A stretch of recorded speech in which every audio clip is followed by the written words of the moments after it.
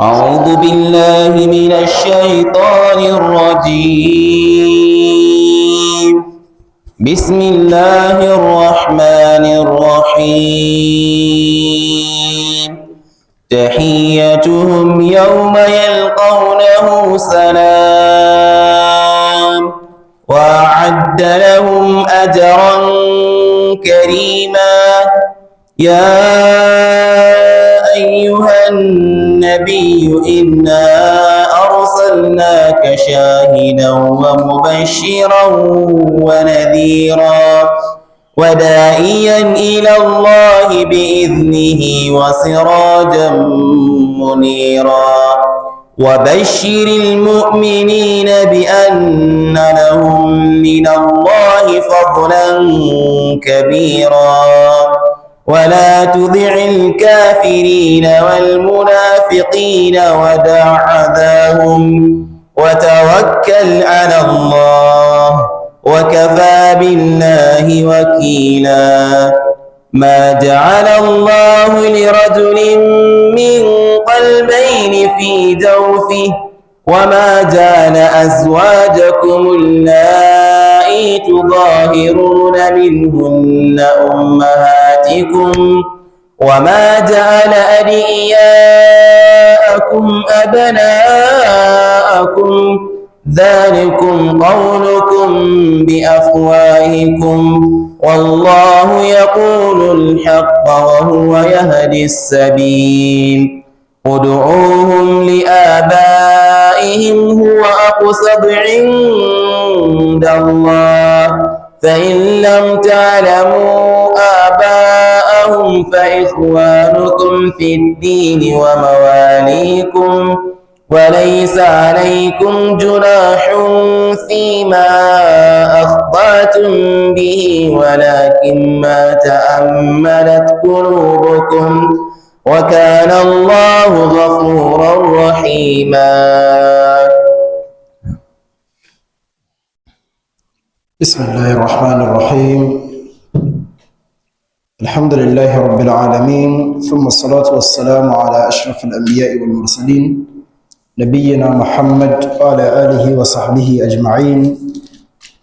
أما بعد نحييكم بتحية الإسلام تحية أهل الجنة ألا وهي السلام عليكم ورحمة الله وبركاته.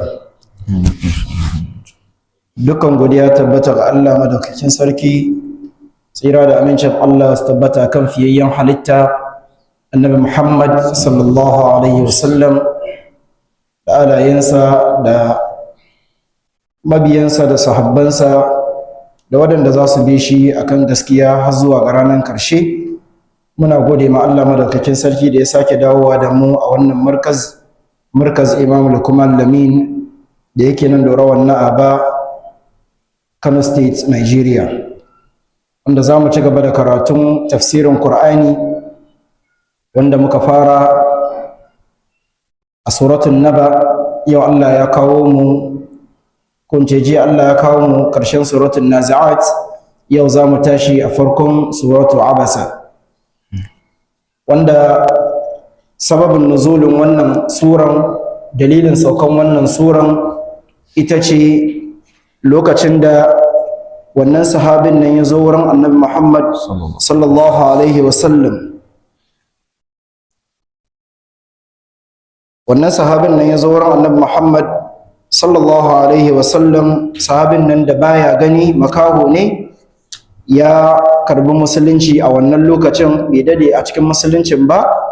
Ya zo ma annabi Muhammad sallallahu alaihi wasallam dan yayi tambaya ya kara addininsa, ko ya karu ko ya amfana da tambayan da amsan da annabi Muhammad sallallahu alaihi wasallam zai bashi dan ya kara ilimi a cikin addinin musulunci. Da amma lokacin da ya zai samu annabi Muhammad sallallahu alaihi wasallam, annabi yana gaban wani attajiri mai kudi ne a cikin kafiran Makka, cikin kafiran Quraishawa, irin manyan nan da suke da yara karkashinsu wanda idan suka fada ake ji, suka hana kuma ake hannuwa.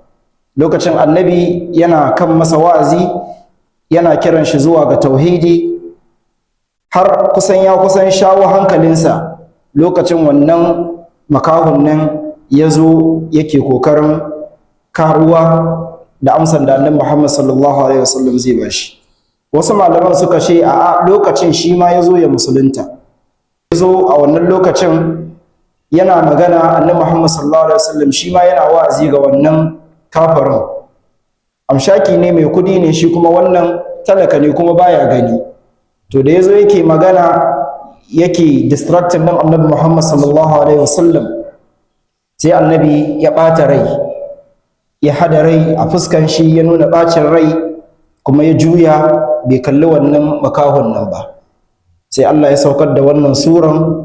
Allah madaukakin sarki ya ce abasa wa tawalla.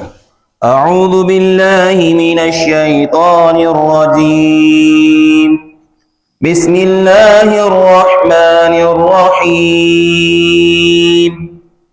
عبس وتولى أن جاءه الأعمى وما يدريك لعله يزكى أو يذكر فتنفعه الذكرى أما من استغنى فأنت له تصدى وما عليك ألا يزكى وأما من جاءك يسعى وهو يخشى فأنت عنه تلهى كلا إنها تذكرة فمن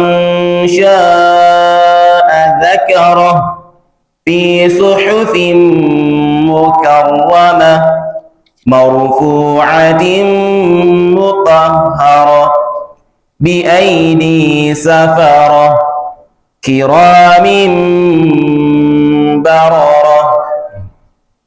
قتل أصحاب قتل الإنسان ما أكفره من أي شيء خلقه من نطفة خلقه فقدره ثم السبيل يسره ثم أماته فأقبره ثم إذا شاء أنشره.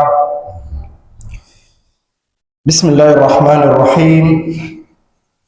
sunan Allah mai rahma a nan duniya, Ar-Rahim mai jin kai ga waɗanda suka bi gaskiya a ranar kiyama. Allah madaukakin sarki ya ce abasa wa tawalla, ya hada rai kuma ya juya. An ja'ahu al'a'ma, a lokacin da makaho ya zo masa. Wama yudarika la'allahu yazzakka, wa ya baka labari ko wa ya fada maka cewa ba zai amfana ba? Aw yadhakkaru fatanfa'ahu dhikra, ko kuma shi makahon nan wa ya fada maka cewa ba zai amfana da wa'azin da zaka yi masa ko amsan da zaka bashi, fatanfa'ahu dhikra, wannan tunasarwa ko wannan ilimin da zaka kara masa ya amfanar da shi. Mu duba yadda Allah madaukakin sarki ya fara magana da Annabi Muhammad sallallahu alaihi wasallam. Wannan abin da Annabi Muhammad sallallahu alaihi wasallam yayi, a ce kuskure ne, ba laifi bane ba. Annabi baya laifi, amma Annabi ajizi ne, mutum ne irin mu.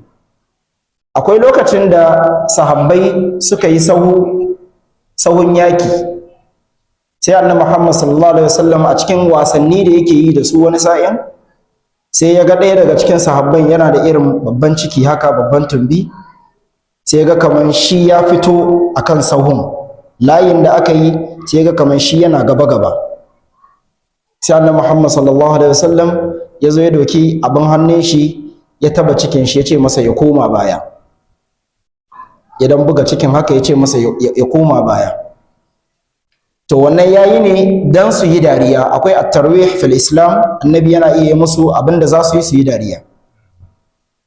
Kamar wannan tsohuwar nan da ta zo ta ce ka yi min addu'a in shiga aljanna, ya ce ai tsofaffi ba sa shiga aljanna. Ta yi ta kuka, da ƙarshe sai ce mata ai za a mai da ke kamar budurwa ne sai ki shiga aljanna. Sahabbai suka yi mata dariya, ita ma ta yi dariya. Akwai farha a cikin musulunci, ba haramu ba ne. Shi wannan sahabin da annabi Muhammad sallallahu alaihi wasallam ya zo ya taba cikinsa, sai ce ai ni haka nake, haka ciki na yake, kuma taba ciki na da kai sai na rama. Ya ce sai ya rama.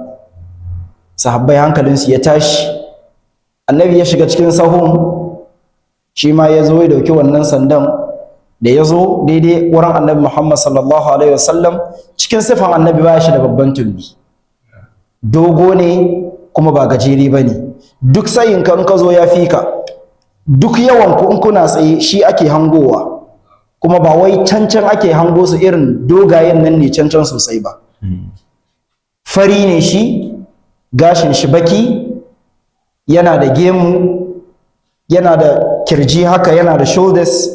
Na'am, ba irin halittan da a ce in aka ga shi da namiji ba za a yaba ba. Annabi Muhammad sallallahu alaihi wasallam ya cika duk wani kamala na mutuntaka. Da annabi Muhammad sallallahu alaihi wasallam ya tsaya cikin wannan layin, da wannan sahabin ya zo sai ya walla wannan sandan ya runguma annabi Muhammad sallallahu alaihi wasallam. To da sahabbai hankalinsu ya tashi suka ga haka sai suka ji haushi. Sai annabi Muhammad sallallahu alaihi wasallam ya ce kada ku ji haushi, wannan jikin shi ne ya taba jikina, wutan jahannama ba zai taba wannan jikin nashi ba. Haka ana zaune sai ɗaya daga cikin sahabbai Ukasha ya ce udu Allah an yadkhulani aljanna, kai min addu'a Allah ya shigar da ni aljanna. Sai shi anta fil janna, kana aljanna. Shikenan ya samu dace. Shikenan dama annabi la yantiqu anil hawa in huwa illa wahyun yuha, baya magana da son zuciyarsa. Duk abin da ya fada wahayi ne Allah ya yi masa. Yace kana aljanna. Sai dai daga cikin sahabbai yace ni ma a min addu'a in shiga aljanna. Sai yace sabakaka Ukasha ya riga ka. Ba shi yake nuna cewa wannan ba zai shiga aljanna ba, amma a wannan lokacin sun yi dariya akai abin nan. Idan wani alkhairi ya zo a yi kokari a rungumo shi. Shi yasa gyaran da Allah ya yi wa annabi anan, bai kira sunan shi ya ce ya Muhammad me yasa kai kaza ba, ai abin da kai ba daidai bane ba. Dan girma da Allah madaukakin sarki ya ba wa annabi Muhammad sallallahu alaihi wasallam, sai ya bashi da irin wannan sigar, ya ce abasa wa tawalla, ya hada rai kuma ya juya. An ja'a wal a'ma, lokacin da makaho ya zo masa. Cikin girmamawa da Allah yake yi ma annabi Muhammad sallallahu alaihi wasallam, wanda mu ma ya koya mana, baya kiran shi da sunan shi haka kawai ya ce ya Muhammad, kamar yadda ya kira wasu annabawan. Ya kira ya Ibrahim, ya Musa, ya Nuhu, ya Lutu, duk ya kira su. Amma annabi Muhammad sallallahu alaihi wasallam sai dai ya ce Muhammadun Rasulullah sallallahu alaihi wasallam. Suna kalma Muhammad ya zo cikin Qur'ani wuri guda 4, da Ali Imran, da suratu Ahzab, da suratu Fatih, sai suratu Muhammad. Suratu Ali Imran inda yazo yace ma kana Muhammadin wa ma Muhammadin illa rasulun qad khalat min qablihi ar-rusul. Wuri na biyu cikin Ahzab yace ma kana Muhammadin aba ahadin min rijalikum walakin rasulullahi wa khatamun nabiyyin. Annabi Muhammad sallallahu alaihi wasallam ba irin ku bane, manzon Allah ne, sai ya kira shi da manzansa. Daraja ne ga annabi Muhammad sallallahu alaihi wasallam, rasulullahi wa khatamun nabiyyin. Cikin suratul Fatih yace Muhammadun Rasulullah, manzon Allah Muhammad sallallahu alaihi wasallam. Allah ya hada mu da manzon Allah. Yace yayi masa wannan gyaran ne dan kada kafiran da suke wannan wurin su ce haka musuluncin dama yake, ba a girmama na kasa. Shi yasa gyaran da Allah ya yi ma annabi nan ya nuna mana mu musulmai da muka zo baya cewa Allah ba ruwan shi da kai kana da kudi ko wannan ba shi da kudi, dukan mu daidai muke a gun Allah. Cikin suratul Hujurat yace ya ayyuhan nasu inna khalaqnakum min dhakarin wa untha wa ja'alnakum shu'uban wa qaba'ila lita'arafu.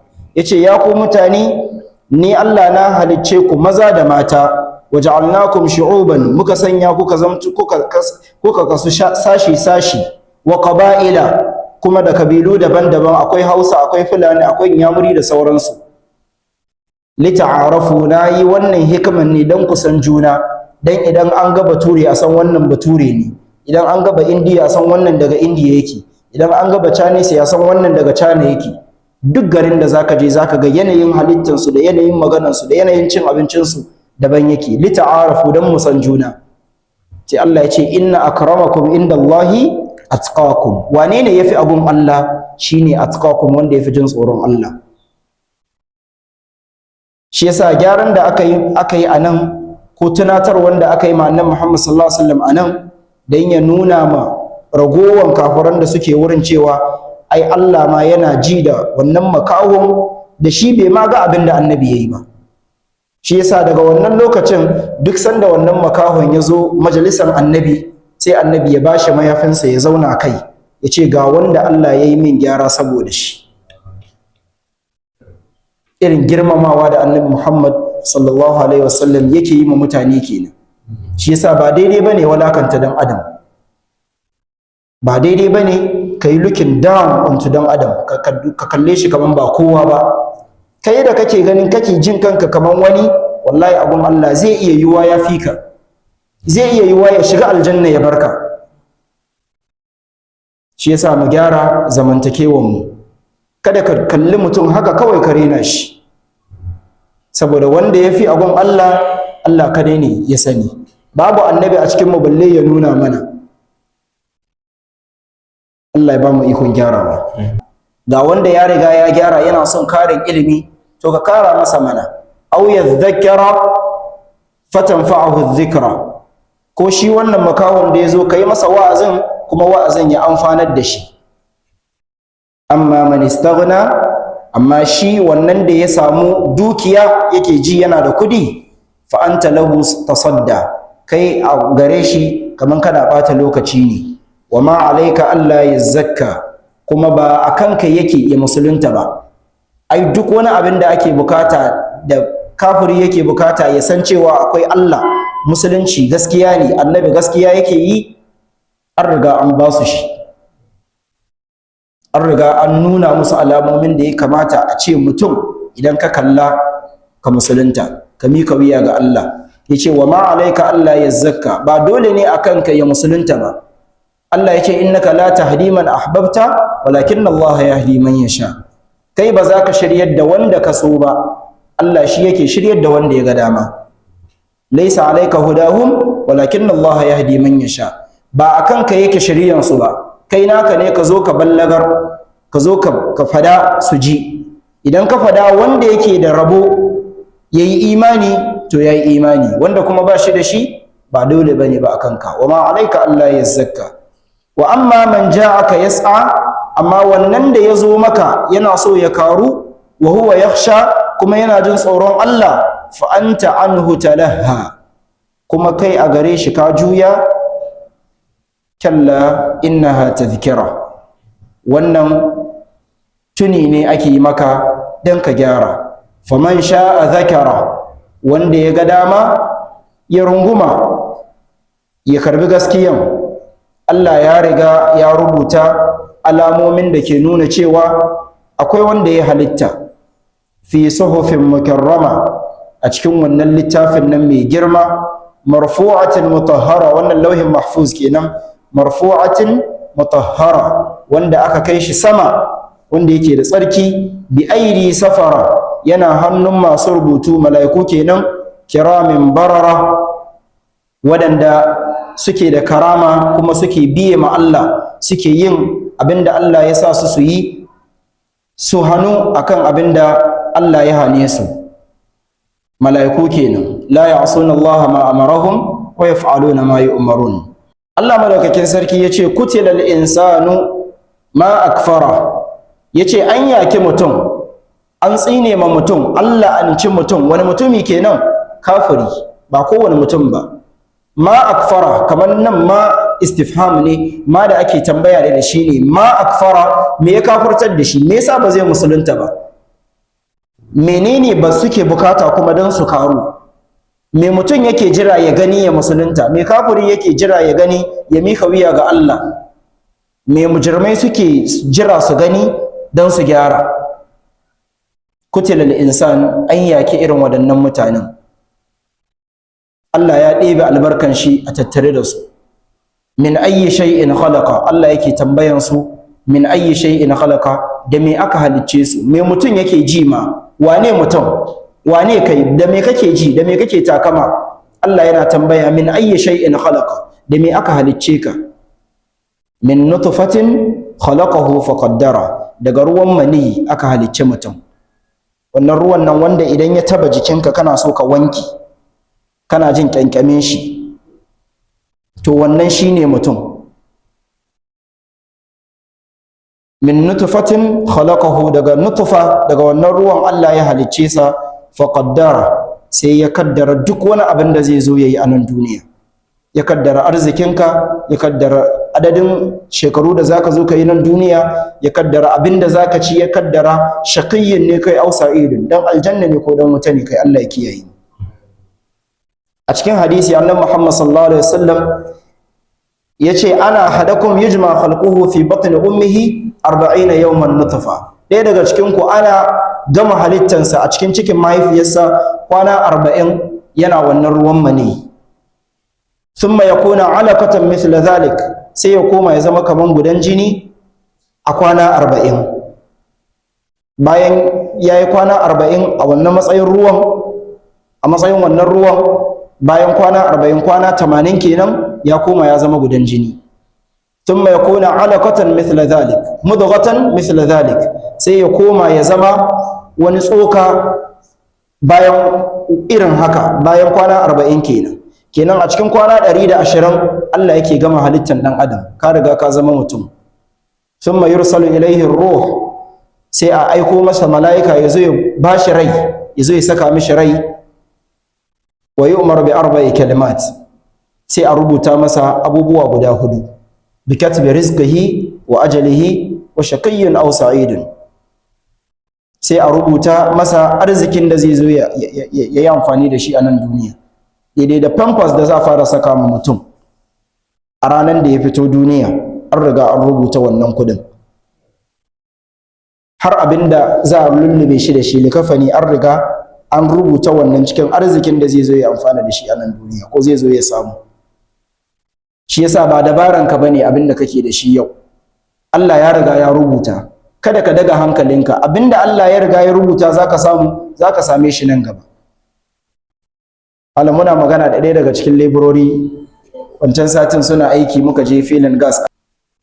Muna cikin anguwa da shi, muka ga wani babban gida, yake cewa Malam Aslam, yaushe mu ma za mu gina irin wannan? Na ce an qarib, nan kusa insha Allah. Ya ce Malam, yaushe muna aikin tasu za mu gina irin wannan babban gidan? Na ce baka yadda da ikon Allah ba ne? Bai kamata ka yi mamaki ba idan aka ce maka mai wannan gidan shekara 2 da suka wuce ba shi da ko sisi.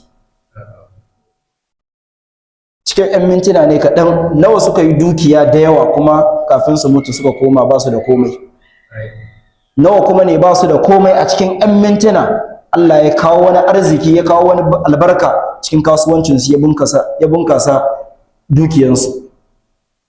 Shi yasa kanmu daga hankalinmu, kawai kai dai ka yi kokari ka nemi halalinka, ka nemi albarka cikin sana'arka. Idan Allah ya riga ya rubuta kai amshakin mai kudi ne, za ka yi shi, ko da kuwa mutane ba sa so. Allah ya ba mu arziki mai yawa mai amfani. Thumma khalaqahu min nutfatin khalaqahu faqaddara, thumma as-sabila yassara. As-sabila yassara, nan malaman tafsiri sun fassara as-sabil anan shine hanyar da mutum ya fito daga cikin mahaifiyarsa. A hanyar da mutum zai fito sai aka yassare masa, da shi dan da ita uwar. Saboda idan ka duba halittar mutum da ke cikin ciki, da girman shi, da inda zai fito, akwai abin mamaki anan.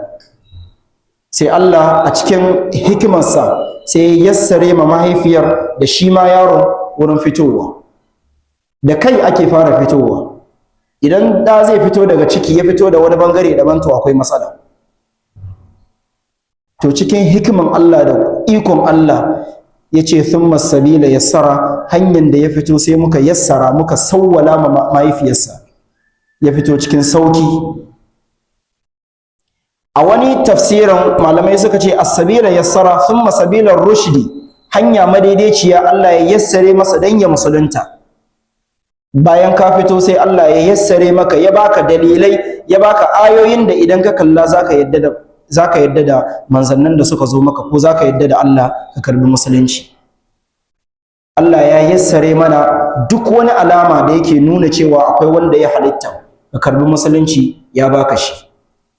Kafiran Makka a wannan lokacin su wannan ayoyin ya sauko a kansu, da kafiran wannan zamanin ma, amma su suka fara karanta shi. Allah ya yassare musu, shi yasa wannan da kake fama da shi ya musulunta, wannan mai kudin da Annabi Muhammad sallallahu alaihi wasallam yake fama da shi, da Allah yake ce masa wa ma alayka Allah yazakka, ba dole ne akan ka, ko shari'arsa ba hannunka take ba, ai an riga an yassare masa hanyar shari'a. Inna hadainahu sabila imma shakiran wa imma kafura, mu mun dora shi akan hanya, an nuna mutum hanyar gaskiya, ya rage nashi, imma shakiran ya gode mana ya karbi musulunci, wa imma kafura ko ya kafirci. Wa hadainahu najdain, duk waɗannan ayoyin Allah ya riga ya nuna musu. Thumma amatahu fa akbara, bayan ya fito daga cikin mahaifiya ya rayu, bayan ya gama rayuwarsa, fa amatahu, sai Allah ya karbe shi, sai Allah ya saki daukan abinsa, mutum ya mutu, fa akbara, sai a sanya shi a cikin kabari, a sake ɓoye shi. Rayuwar barzakhu kenan, rayuwa da ke tsakanin rayuwar duniya da rayuwar lahira. Waɗanda suka riga suka mutu suke cikin kabarinsu ba lahira suke ba, suna rayuwar barzakhu. Barzakh kalma ne na larabci, kamar a ce madakata, inda zaka jira kafin ka je wani wurin, kamar reception kenan. To ko ka yi aikin kirki ka samu reception mai kyau, ko ka shiga reception wanda ba shi da kyau. Allah ya ba mu ikon gyarawa. Summa idza sha'a anshara, sannan sanda Allah ya ga dama ya sake fidda mutum a cikin kabari. Tashin kiyama kenan, lokacin da mutum zai fito daga cikin kabarinsa. Ka karanta kalla lamma? Kalla, Allah ya ce ahir, kalla ahir zai shiga? Kalla lamma yaqdi ma amara, lamma yaqdi ma amarahu rabbah. A'a, bai bi abinda Allah ya umarce shi yayi ba, bai aikata umarnin da aka sa shi yayi ba, bai yi sallah ba, kai bai ma yi imani ba, bai yi sallah ba, bai fidda zakka ba, ya yi kisa, ya yi zina, ya sha giya, duk wani abin da aka sa shi yayi bai yi shi ba. Lama aqdi ma amara falyanzur al-insanu ila ta'ami, فلينظر الإنسان إلى طعامه أنا صببنا الماء صبا ثم شققنا الأرض شقا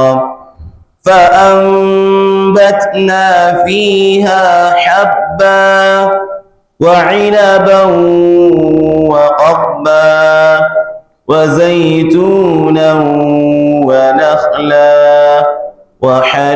وحدائق غلبا وفاكهة وأبا متاعا لكم ولأنعامكم.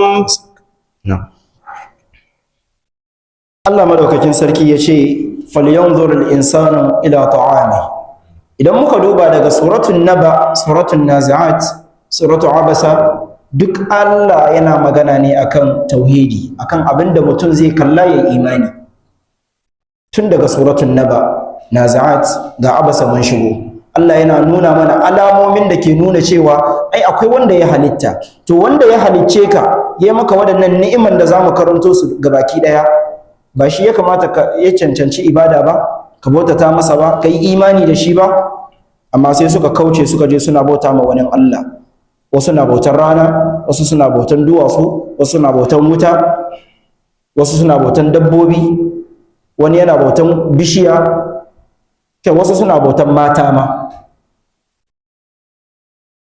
Sai Allah ya ce falyanzur al-insanu ila ta'ami, ya ce mutum ya duba ya ga abincinsa, abin da yake ci. Anna sababna al-ma'a sabba, mu muka saukar da ruwa iyakacin saukarwa.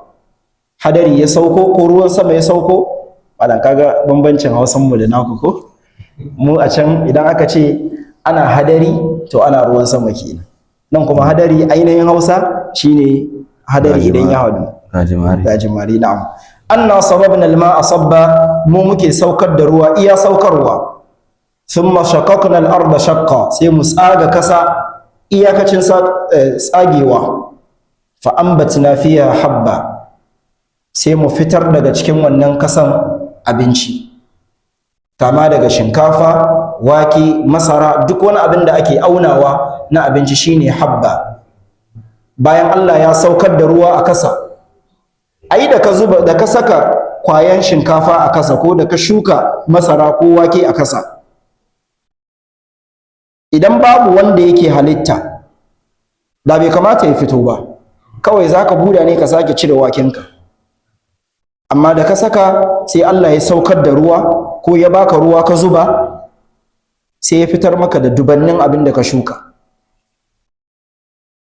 thumma shaqaqna al-arda shaqqa fa anbatna fiha habba, muka fitar daga ciki habban, kama daga shinkafa, wake, masara, maiwa, gero da sauransu, duk sun shiga cikin dangin habba. Wa inaban, da inabi,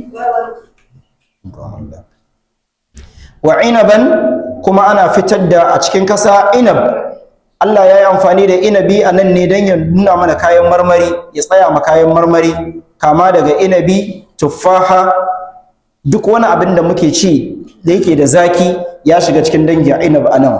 Wa qadba, da ciyayi, duk wani abin da dabbobi suke ci ko wani ganye da idan ka yanka zai sake fitowa, shi ma shine qadba. Duk waɗannan Allah ya yi wannan halittan. Wa zaitunan, da zaitun, wa nakhla, da dabino, duk Allah ya fidda su a kasa.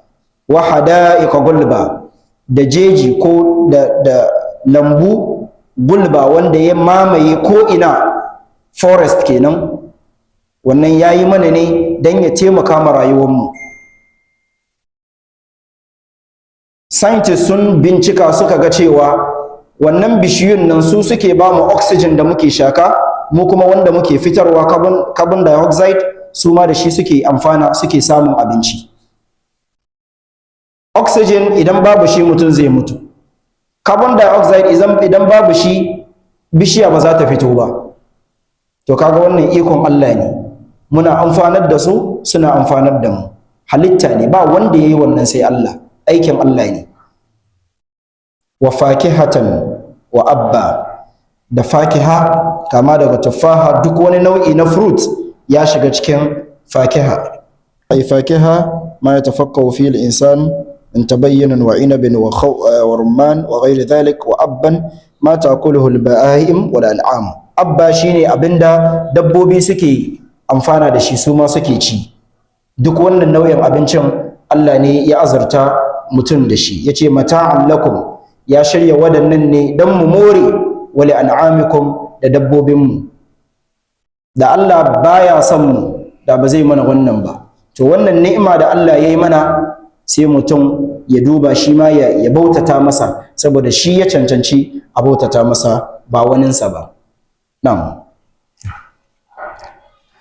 فإذا جاءت الصاخة يوم يفر المرء من أخيه وأمه وأبيه وصاحبته وبنيه لكل امرئ منهم يومئذ شأن يغنيه وجوه يومئذ مسفرة ضاحكة مستبشرة ووجوه يومئذ عليها غبرة ترهقها قترة أولئك هم الكفرة الفجرة. lokaci ya riga bayaninsa. Allah madaukakin sarki ya ce fa'iza ja a sakha ranar da za yi busan kahun nan na biyu kenan yau mai firru mar'u min akhi ranar da mutum zai gudu ya bar dan uwansa. Kai da dan uwanka kana ganin shi a ranar tashin kiyama za ka iya mantawa ma dan uwanka ne, za ka gudu ka bar shi. Wa ummihi wa abihi, kaga mahaifiyarka kana gudu tana gudu, ba ta kai take ba, ba ta ita kai ma kake ba. Wa abihi da mahaifinka kowa ta kan shi yake, kowa yana nafsi nafsi. Wa sahibatihi zaka ga matarka, wa banihi zaka ga ɗanka kana gudu. Li kulli mri'in minhum, kowanne daga cikinsu a wannan ranar sha'anin yughni, kowa yana cikin sha'aninsa, kowa ta kansa yake, saboda zafi da azaba da tashin hankali da ke tattare da wannan ranar. Wannan duk tsoratarwa ne da inzar ne da nazar da ake yi ma kafirai don su duba su gyara. To amma izgili suke cewa a yi ma magana, a yi kiyaman ma ta zo kusa, to za ta zo. Allah ya ba mu ikon gyarawa. Gobe insha Allah za mu tashi daga fa'ida ja'at as-sakha zuwa ƙarshen suran. Allah ya kai mu da rai da lafiya insha Allah. Allah ya karbi ibadunmu, ya gafarta mana zunubanmu, ya amshi ibadunmu, ya ji tausayinmu, ya tabbatar da mu akan addinin musulunci, ya tabbatar da mu akan sunnan annabi Muhammad sallallahu alaihi wasallam. Allahumma salli ala Muhammad wa ala ali Muhammad kama sallaita ala Ibrahim wa ala Ibrahim innaka Hamidul Majid, wa barik ala Muhammad wa ala ali Muhammad kama barakta ala Ibrahim wa ala ali Ibrahim fil alamin innaka Hamidul Majid.